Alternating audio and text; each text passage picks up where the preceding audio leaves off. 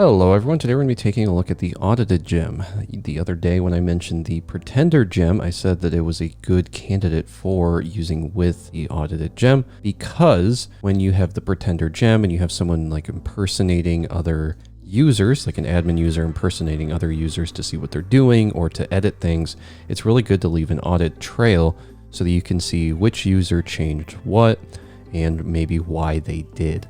The Audited Gem is great for this. You can add any sort of like audit trail to one of your models, which will then allow you to add comments as you're going through and editing things. So you might have a comment that says something like changed user to admin because they're now employed here or something, right? It also lets you see who's doing what. So if I go in there and I make a bunch of changes to one of your models or whatever, and I'm just totally butchering the application, this is a good way for you to see, okay, this was the bad actor in the system.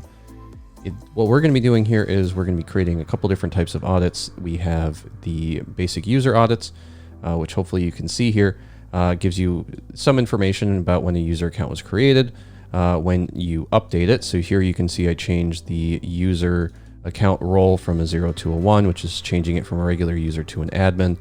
And then here you can see that this was updated by an admin, and I changed the email account from dean@example.com to admin@example.com. We also have post audits. Whenever a post is created, you can see those right here. You have the user associated audits, which is a user has many posts. So we're seeing whenever a user changes one of their posts or creates one of their posts, you can also see that audit trail. And then you can see like a user's own and associated audits all together, which is just all of the user audits as well as the user's posts and stuff like that if they're associated. In this case, they're not, but you get the idea. So let's go ahead and let's do this real fast. We're going to be cruising through here. I'm going to go ahead and CD out of here, do a Rails new video. I am going to use Postgres for this just because there is a special command you have to run for Postgres to work. So I figured we would cover that so that you aren't terribly confused. The basic setup here is going to be adding devise first, setting up a controller real fast so we have something to test with, and then we'll go through and we'll add the Audited Gem.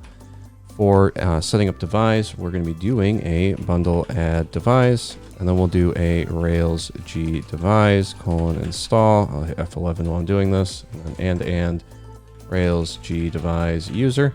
That should allow us to install devise and generate the user accounts. Now let's do a Rails G migration, add role to user, and we want to add roles or a role of type integer, just like that. Before I forget though, let's come into our DB, our migrate, and this migration, and let's set the default to be 0. It takes care of that. So that's our devise stuff. Let's do a Rails G controller, pages, home, and an audit action. So we can go to that audit controller. And then let's do a Rails G scaffold post with a title and a body of type text and a user : references. Just setting everything up right now so that we can just cruise through this real fast. Okay, so all of that's done. Let's go ahead and let's come into our app, our models, and our user.rb. We're going to be adding a couple things in here later with the audits, but for now we're just going to add two things. One is going to be for the role and one is going to be for the posts. So user has a role of 0 and 1, which is user and admin, and then has many posts with dependent destroy. And then in our post, we already have the belongs to user, so we're good there. Next, let's come up into our controllers and let's come into our pages controller. This is fine right here. We'll come back here in a minute. In our post controller, we're going to add a quick little before action that says authenticate user. And then while we're doing this, we might as well add a authenticate user to the pages controller, but we're only going to do this for the audit action. So that takes care of that. Now we can come down to our create action in our posts because we're now authenticating, which means we can merge in the user ID as needed. And that should take care of this. We'll also come down here, we'll get rid of this parameter for the user ID. And that should be it for the post controller. So let's come into our views, our posts, and our post form. Let's get rid of the user ID real fast. And then let's come over to the pages and the home page. In the home page, what I'd like to do is just add our usual links. Just do that right here. of a link to the post path. We'll do a check if the user signed in. We'll create the sign out link because we're using Rails 7. We have to use the data turbo method delete instead of data delete or method delete. Then we have our sign in and sign up buttons right here as well. So let's go ahead and let's do a Rails DB colon drop because I probably already had one. Yeah, okay. So we'll do a DB colon create, DB colon migrate, just like that. And now let's come into our console and we'll just do a quick little user.create. Okay, and then we should have this good now, assuming my console stops bugging out. There we go. So we created our user accounts just like that. So now let's do a user equals user.first, and we'll do a user.role equals 1. And then we can do a user.save, and that should set the user to be an admin. So if we do an admin question mark now, we can see that's true. We also could do a admin exclaim if we ever want to change it that way. Let's go ahead and let's do a git add dot, git commit -m, and we'll say step 1. Just like that. Okay, now let's go ahead and let's add audited. So we'll do a bundle add for audited.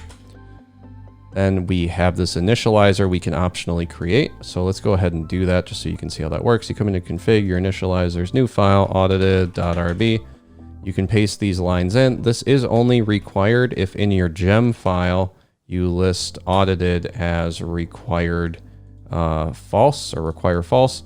But you can also just add this anyways. The other thing you can do inside of this initializer is you can set a max number of audits. This is going to apply to all of them, but I think you can still individually set them. So that's your initializer right here. And again, whenever you create an initializer, please remember to restart your application, otherwise it won't work. So how do we use these? Well, the audits are actually pretty easy to set up. If you want to grab your user audits, the first thing you have to do is come into your user profile. And then in here, you have to tell it how these are set up. So you can say this is just audited. You can say audited, and this will set up your audited for you. But you can also tell it what you don't want to have audited. So you can add like your password or your password confirmation. And I had GitHub Copilot pre-generate this because it actually came up with a pretty good list. It adds the encrypted password, reset password token, reset password sent at, created at, current user sign in, last sign in at IP, current sign in at IP, and the last sign in at IP, if those things are things you're tracking. Then there is the ability to set a max. You can set your max audits as long as you have a comma after your accept list here. Now, generally, you probably only need to like include your encrypted password or whatever, right? Like the rest of this stuff really doesn't matter. We'll just leave it like this. And then you can add your max audits. The other thing is, if you want to tell it that it has associated like audits, like with this has many posts, you just have to say this has associated audits. This goes on the parent. This does not go on the child. When we go to the child, which is our post.rb, this is where we're going to tell it how that works. So we're going to say the post is also audited, but it's going to be associated with the user.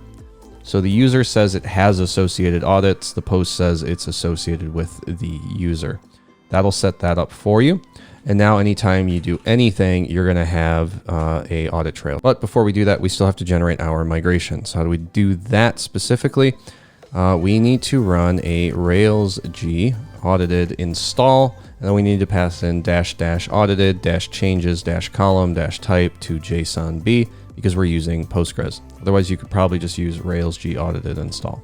We'll go ahead and run this, do a db:/migrate, and then we can come into our Rails console and we can do a user equals user.first, and then we can do a user.update, and hopefully I have this here, user.update, pass in the email, and then you can see this also inserts into audits a list. We have our users right here. So let's go ahead and let's do user.audits, and you can see your audits right here. So if you ever want to see what changed, you can do a user.audits.last.audited changes.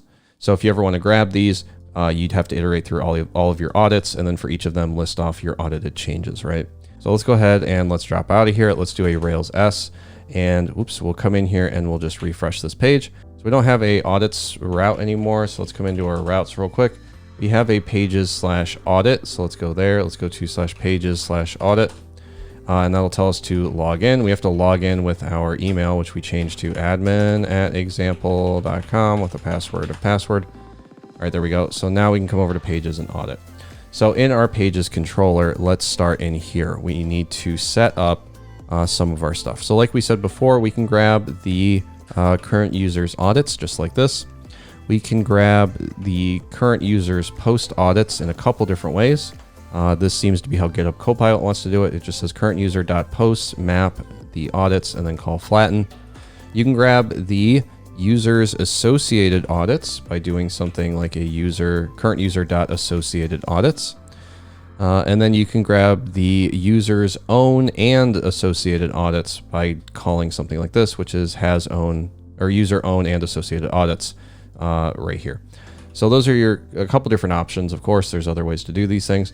But now we have all these. Let's come over to our pages, our views, our pages, and our audit page. On our audit page, let's start with the user audits. So we'll just create a header real quick.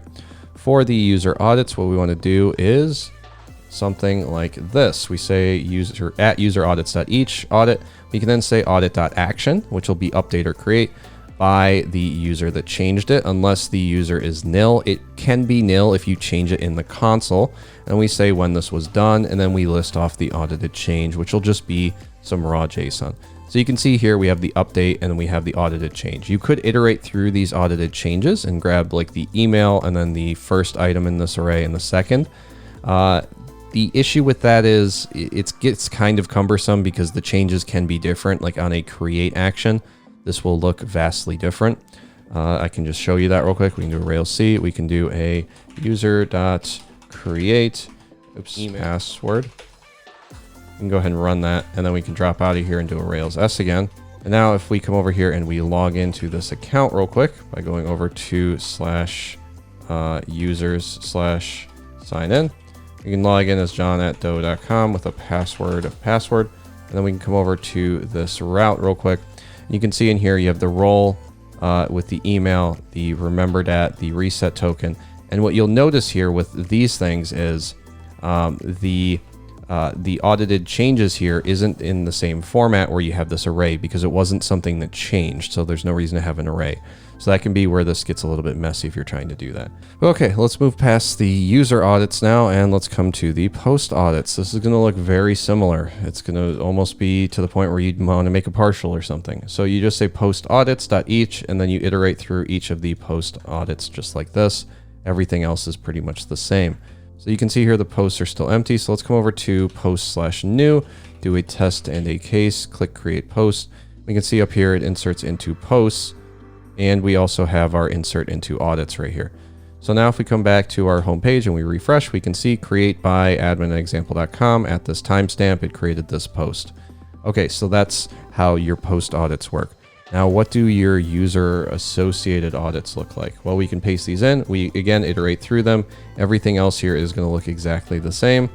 And then we can refresh. We can scroll down and we can see user associated audits. And that's where you get your created at for the post again, because the user had an associated audit. The last thing we can do here is we can say, what do the own and associated audits look like? Again, same exact format inside of the iterator. We're just using a different variable. We can come over here and refresh, and we can see we have the created at, or the create by admin@example.com for the post, and we also have the update by this admin account. Now, the update, again, because we're doing things through the terminal, won't have an email here. So that's where you have to be really careful with how you structure these things, because if it's done through the console, it might be a little differently. Now, the last thing you can do is you can, let's say, come in here and we can grab like the user equals user.first, and then we can do a user.audits. And then once you have this audit here, what you can do is you can say user.audits.last to get it out of this array. And then we can do a user.audits.last.comment, comment is equal to we needed an admin account. And then we can say user.audits.last. And now we can see we have this comment here. So that's where if you have something like this, you could then like have these comments maybe be required. There should be a way to do that with a require comments right here, comment required true. So you can come over to your user or whatever, and after your max audits, you could then say comment required true, something like that. But of course, in this case, I don't want to do that. But you get the idea. That will then give you a complete paper trail. And if you're ever wondering what these associated IDs are for, we can do a post.last.audits.last. And then you can see in here, this is the last post that was audited. Here you can see the post had an ID. It was audited by the user with an ID of 1. They don't have a username, but there's the action of create and the rest of this information. The comment's still nil, of course, but similar concept would apply to edit that. But yeah, that's basically all I wanted to talk about today. I just wanted to cover this because I think it's a really cool tool that'll give you a good idea of what's actually happening in your application if you have multiple people that have, like, you know, edit permissions, or if you ever want to come in and see how a user managed to break something. Maybe they opened a ticket and you just want to see what they did. This will give you a decent enough paper trail. But again, you're going to want to set the size of this pretty low because you probably don't want to have a massive database usage issue just because you have too many audits or whatever. So that'll be like a balancing act. But anyways, that's going to do it for me. Thank you so much for watching, and hopefully I will see you in the next video.